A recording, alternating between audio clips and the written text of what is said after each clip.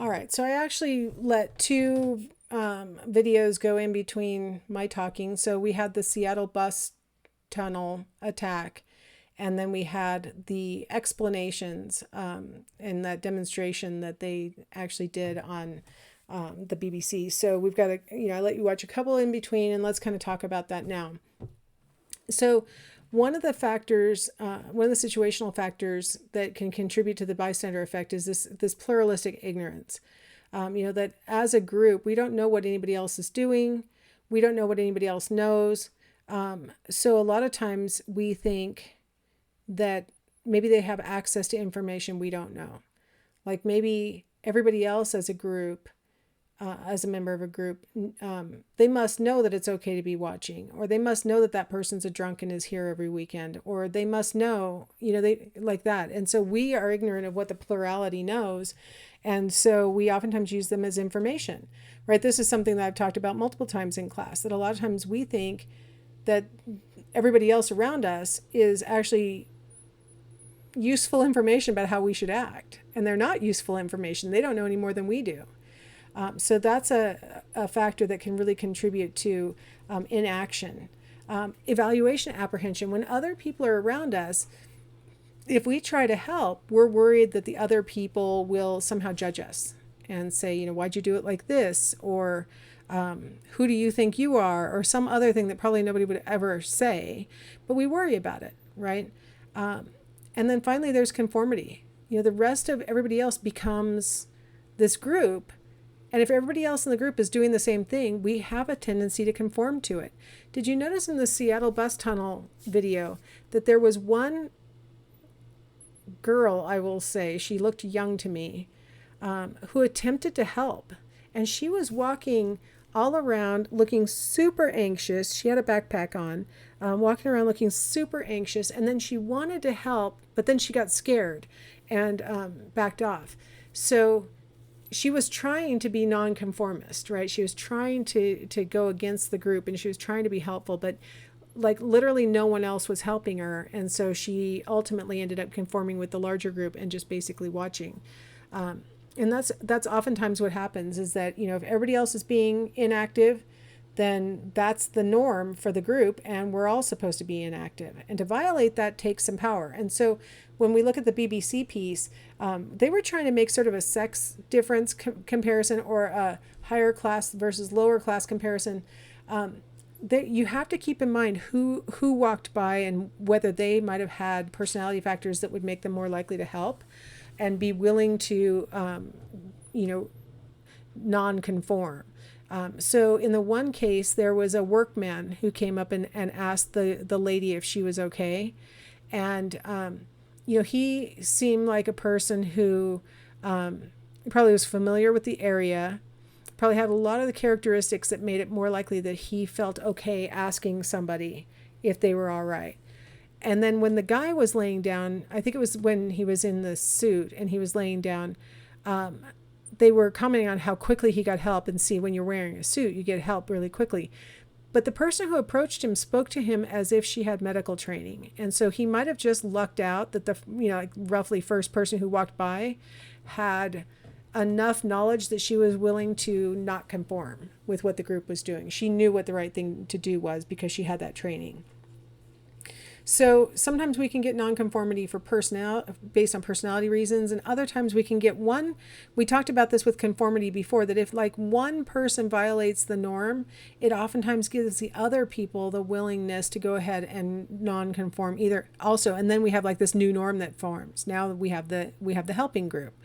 And so if you're ever in a situation where you're not sure what to do, just doing something oftentimes can get a little bit of a coalition to work with you. It didn't really help in the Seattle bus tunnel situation, where that one girl wanted to help, but nobody else would help with her. And so she ultimately, sort of merged back into the crowd. All right. So some environmental factors that have an impact on helping. If it's a really noisy situation, people are much less helpful. They want to get out of there too. And so that might have been a factor in the Seattle bus tunnel. I mean, that thing's not quiet. And so that might have played a role there. The weather, People are much more likely to help when the weather is pleasant. It's not too hot, it's not too cold. It's, if it's sunny, but, like these factors make people more likely to help. If it's really hot, if it's really cold, if it's icy, things like that, people are less likely to help. And then community size. The smaller the community, the more likely people are to help. In fact, I have a little chart for you here that shows. So they dropped, this is a combination of a bunch of different studies, actually. So we've got the percentage of people who helped on the y-axis, and then we have the population size of the city where they tested things. So we have less than 1,000 people, 1,000 to 5,000, basically 5,000 to 20,000, 20 to 300, or a major city. And then these are all the different tests that they've done. A color request where you're just asking for help based on a color. Correcting inaccurate directions. So these are like casual requests. The dropped envelope is, an envelope that's got an address on it, a stamp on it, and it's clearly intended to go into the mail, and it got dropped. A person who displays having a hurt leg and they're looking to see whether people help with the door or whatever, and then asking for a donation to help fight multiple sclerosis. And so what you can see is no matter what the scenario is, people are more helpful in smaller situations than they are in larger situations. So, almost all of the bars go down to the right, all of the lines go down to the right, with the exception of the dropped envelope. The major cities were the ones that were most likely to mail the dropped envelope. So, and that possibly is just maybe the mailman found it, for all I know. I don't know how their dropped envelope got mailed, but in the big city, your dropped envelope's more likely to be mailed. But every other type of help that is depicted on this chart, you're more likely to get help in a smaller community than a larger community.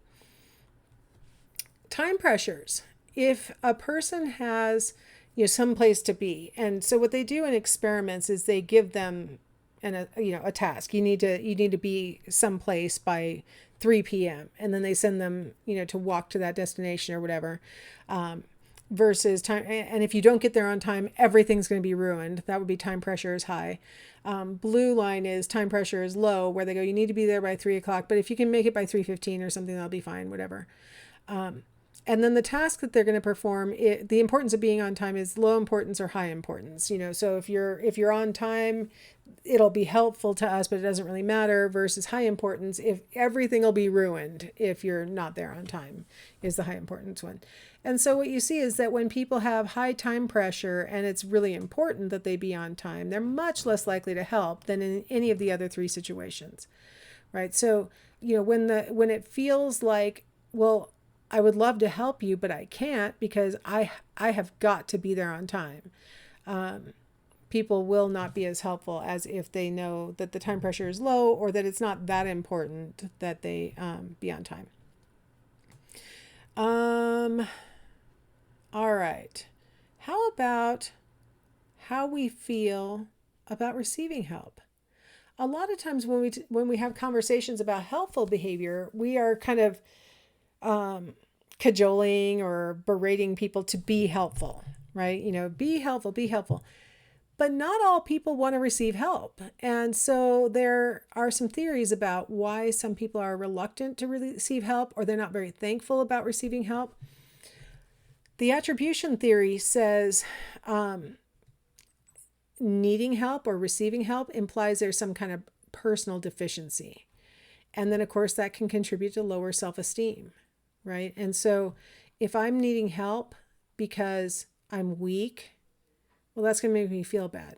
If I'm needing help because, I got fired from my job because of my, bad attitude, it's going to, now not only could I not keep a job, but now I need help and I am a loser, right? So you can see how that could kind of spiral on a person. If you receive help due to a difficult situation, see, it's situational, it's not personal. Okay, well, that's not going to have an impact on my self-esteem. So I didn't get fired because of my bad attitude. I was laid off because there was a pandemic. Okay, well, I'm not going to feel as bad about receiving help, right? If I'm receiving help because I currently have a broken ankle, but I'm going to recover from it and it's going to be fine. Well, that's not going to have as big of an effect on my self-esteem. I'm, for this 6 weeks need help, but I'm going to get back to normal soon, right? Help, if that illustrates that the person actually cares about me, that they're doing it because they care, that's going to actually boost my self-esteem. So yeah, I might need help, but look at this great support system I have, right? So even when something happens like breaking my ankle or being laid off, people care about me and they're taking, they want to help me. And at some point I'll get to, reciprocate and it'll all work out. Another tricky part of receiving help is that cost of indebtedness, right? Helping is more appreciated anytime there's going to be the opportunity for reciprocation. So if I'm not going to just be this bottomless pit of need, but at some point I'm going to be able to actually turn around and repay the benefits that I've gotten, it's going to make it much more likely that I'm going to appreciate the help I'm receiving now, knowing that someday I'll be able to repay it. If we can still maintain an equitable balance, right? Like this doesn't change the dynamic of the relationship, right? Where now I'm needy and you're powerful, these kinds of things. If we can maintain an equitable balance, it's going to be much more likely that the recipient's going to appreciate the help. So as long as there's not going to be a power imbalance as a result of this, it's much more likely that the person will appreciate the help and not feel resentful about needing it.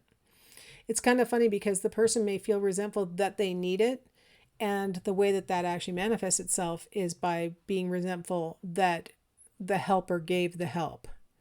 So then they come out looking really unappreciative, and then now people are mad at each other and a bunch of other things, and it's all about sort of dignity.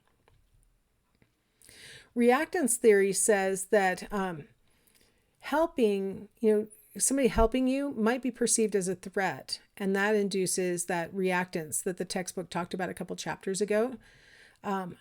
Reactance is that tendency that we have to want to maximize our personal freedom, maximize our personal choice. So we feel like we're in control, right? So if we feel like our freedom and our choices are being threatened, it's going to cause negative reactions. So if we're receiving help and it activates that reactance, we're going to feel bad about that help. So these are all some tricky things about, if you ever want to do a random act of kindness or you want to help somebody who needs help, you might want to think your help through so that you can deliver it in a way that the person who receives it will see it as a gift, as a blessing, rather than, something that belittles them or makes them feel bad about themselves. That's the important thing if you want to be a helper. All right, well, that concludes chapter 12. So I will see you next in chapter 13.